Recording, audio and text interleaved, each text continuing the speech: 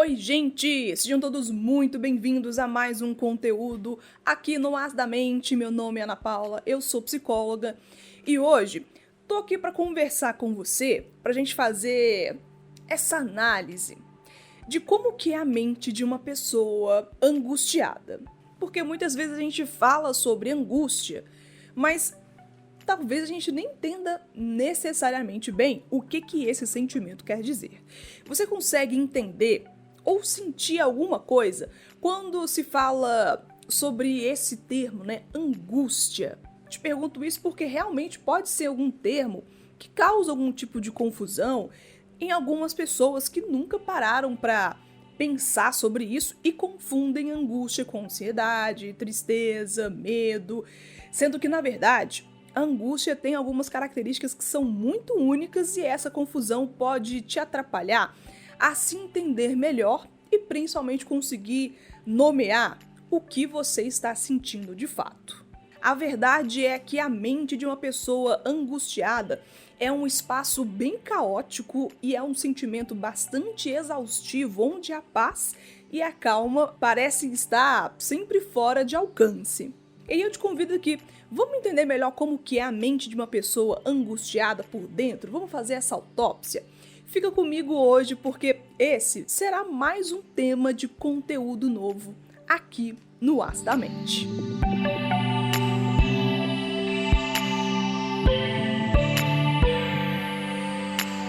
Eu já tenho um conteúdo aqui no canal explicando o que é uma crise existencial e como você pode trabalhar para superá-la. Tenho alguns conteúdos aqui explicando termos da fenomenologia, do existencialismo, assim também como um outro conteúdo explicando tintim por tintim o que de fato é essa abordagem da psicologia que se chama fenomenologia existencial. Se você ainda não viu esses conteúdos ou deseja rever, tem uma playlist específica aqui no canal com esses temas de nome Fenomenologia e Existencialismo aqui no As da Mente. Fica à vontade para maratonar depois ou para revisitar se você quiser, mas é claro, só se você quiser.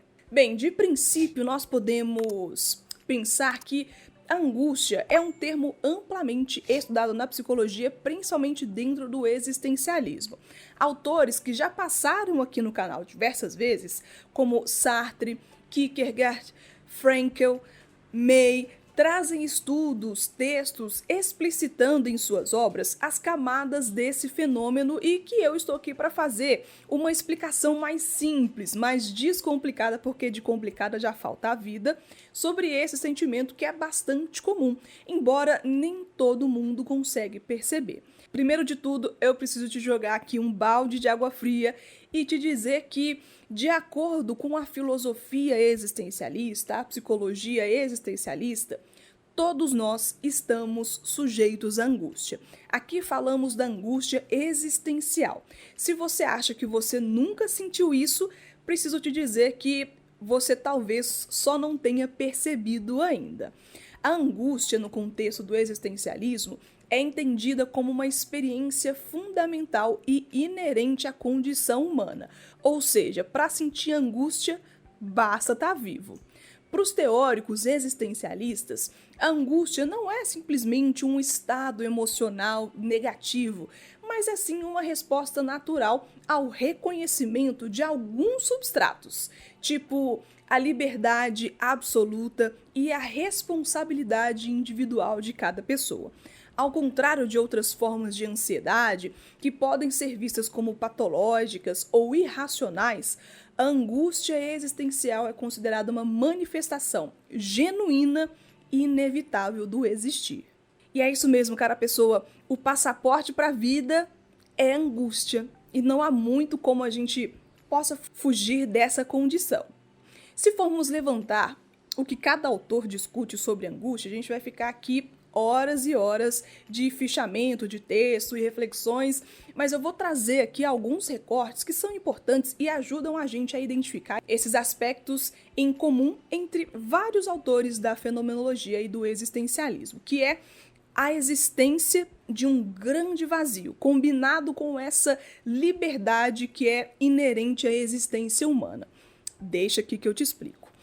Jean-Paul Sartre Em sua obra, que é muito conhecida, O Ser e o Nada, depois você pode pesquisar, eu vou deixar aqui as referências na descrição desse conteúdo, descreve a angústia como uma consequência da liberdade humana e da responsabilidade que é inerente às nossas escolhas. De acordo com o autor, abre aspas aqui, a angústia é a vertigem da liberdade. Este não é o efeito de uma consideração abstrata, mas de uma apreensão direta. O homem que experimenta angústia está consciente de seu poder de escolha e sente a vertigem diante da imensidão das possibilidades. Fecha aqui aspas. Ou seja, Sartre acreditava que os seres humanos são radicalmente livres, ou seja, não há uma essência ou natureza pré-determinada que guie as nossas ações. Cada indivíduo é responsável por dar significado à sua própria vida através das suas escolhas. E essa liberdade, que é absoluta, é ao mesmo tempo uma fonte de potencial e uma tremenda responsabilidade. Quando ele cita, entre aspas aqui, vertigem da liberdade, ele se refere à sensação de desorientação e medo que surge quando uma pessoa confronta a plenitude da sua liberdade. Esse conceito pode ser comparado a, por exemplo, uma vertigem física que você sente ao olhar para baixo ali de um penhasco, de um desfiladeiro, por exemplo, daquele ponto alto, de onde a sensação de liberdade, de movimento, é acompanhada ao mesmo tempo pelo medo da queda. Consegue perceber? Da mesma forma, essa vertigem da liberdade é a consciência do vasto leque de possibilidades, de responsabilidades pessoais que vem com ela para cada escolha. Cada escolha é responsabilidade de Vossa Senhoria. Essa percepção de liberdade e, consequentemente, angústia, são centrais para a condição humana, segundo Sartre. A angústia, portanto, ela não é patológica, mas uma parte inevitável da experiência do ser humano. Ela emerge quando a pessoa se dá conta que deve continuamente criar a si mesma e o seu mundo através das suas escolhas, sem um guia, sem um mapa, sem um tutorial para isso. Claro, além da sua própria liberdade. Trazendo uma outra referência bibliográfica para você que eu particularmente acho muito interessante, é o conceito de Viktor Frankl. Para Frankl, abre aspas aqui, a angústia é o sofrimento que surge da percepção de que a vida não tem sentido. É uma sensação de vazio existencial que resulta da falta de propósito e direção. Fecha aspas aqui. O que ele quis dizer com isso? Qual que é a percepção do autor? Ele argumenta que o sentido da vida é uma necessidade fundamental para a saúde psicológica e o bem-estar. A angústia, segundo ele, surge quando um indivíduo enfrenta a sensação de que a sua vida carece de algum propósito ou significado. Essa sensação de vazio existencial pode resultar em um sofrimento profundo, pois a ausência de um propósito claro ou de uma direção pode levar a sentimentos de desorientação e de desesperança. A percepção de que a vida não tem sentido é muitas vezes acompanhada por um estado de vazio existencial.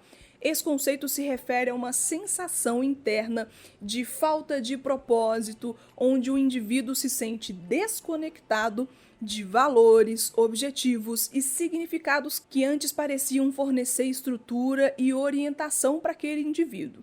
Psicologicamente falando, isso pode se manifestar como um sentimento de desesperança, apatia, desânimo e uma crise de identidade.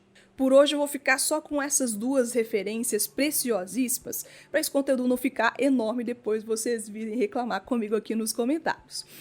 Mas então, como é a sensação de, entre aspas, cair em si e perceber essa grande angústia?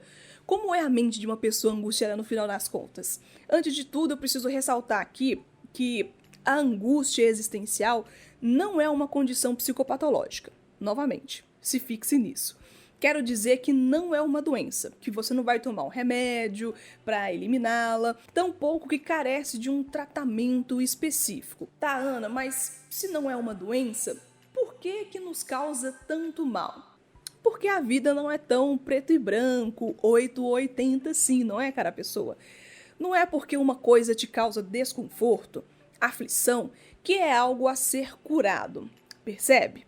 Em vez de ser um distúrbio psicopatológico a ser tratado, a angústia é entendida como uma experiência fundamental que emerge da consciência da própria liberdade e da ausência de um sentido de vida que é dado para você, pré-determinado. O sentimento de angústia não será percebido da mesma forma para todo mundo. De acordo com os existencialistas, a angústia existencial é uma experiência que pode ser vivida por todos os seres humanos.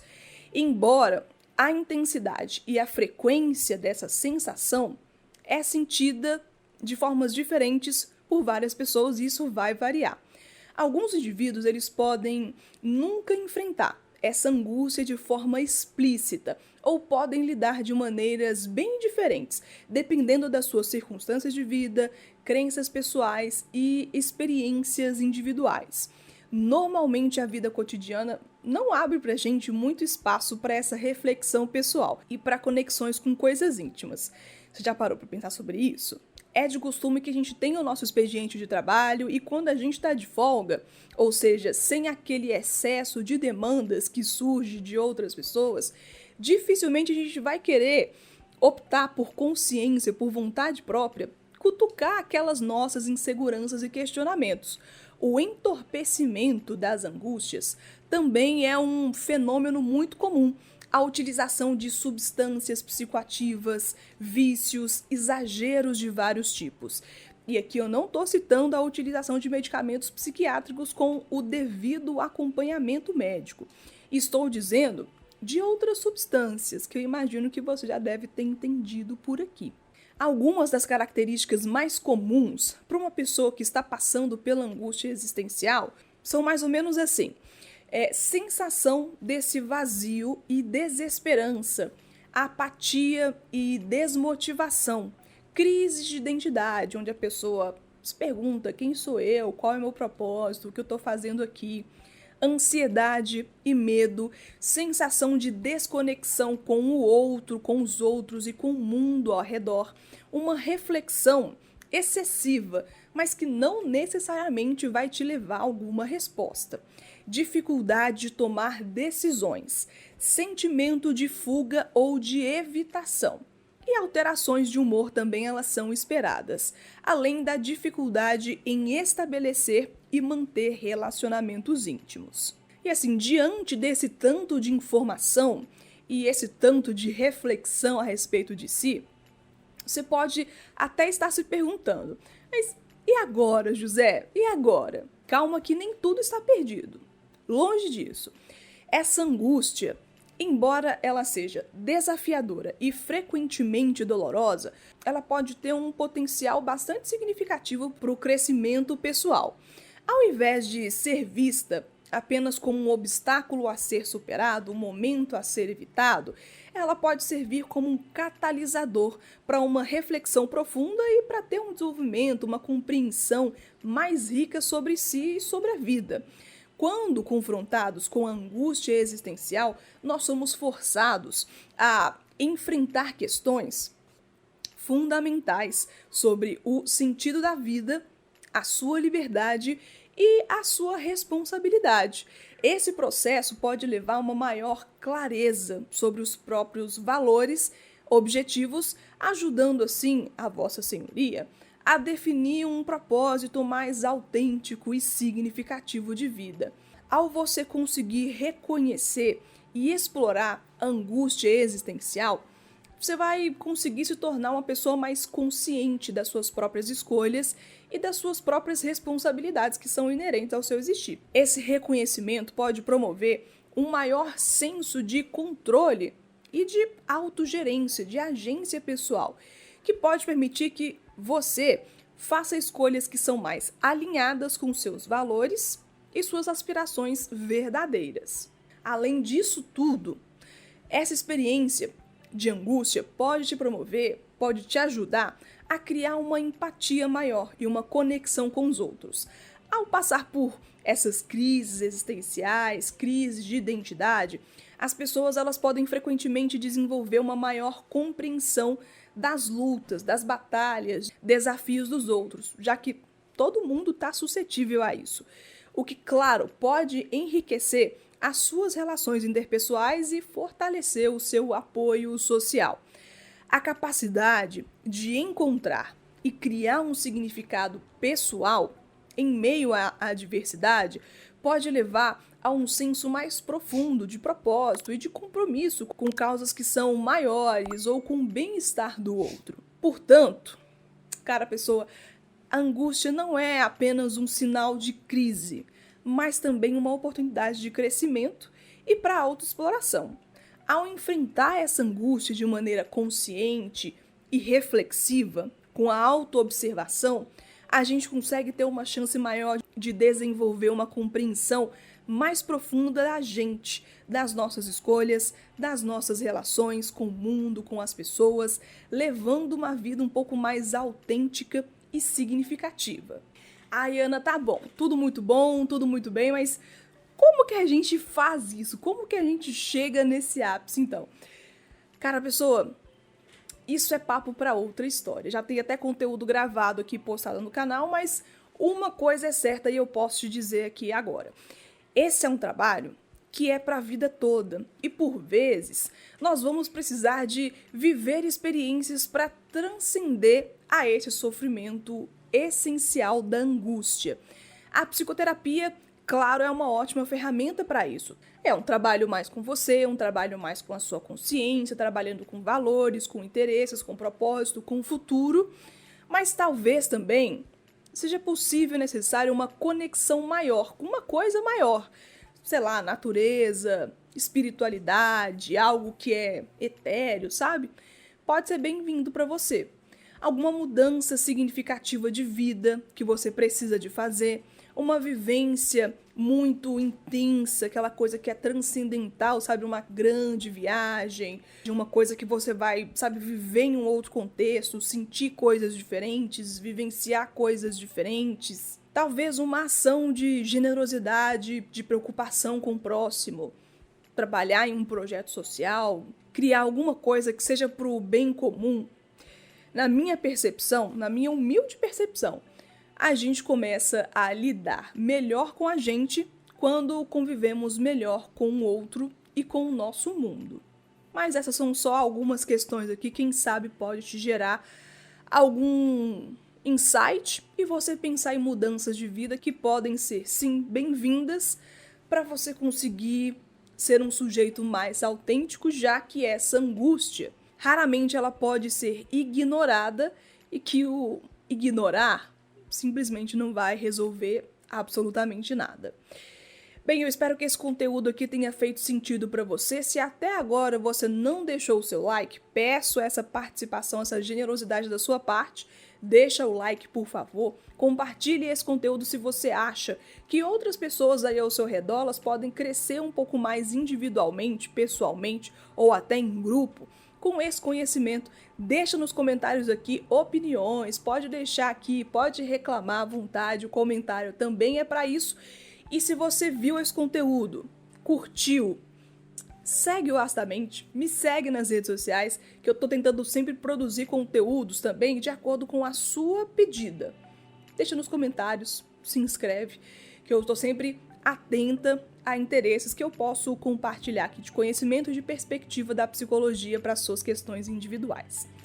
Vou ficando por aqui, deixo um abraço, um beijo para você. Quem sabe a gente se vê no próximo conteúdo aqui no Astamente. Esse é o meu desejo. Até a próxima, pessoal. Tchau!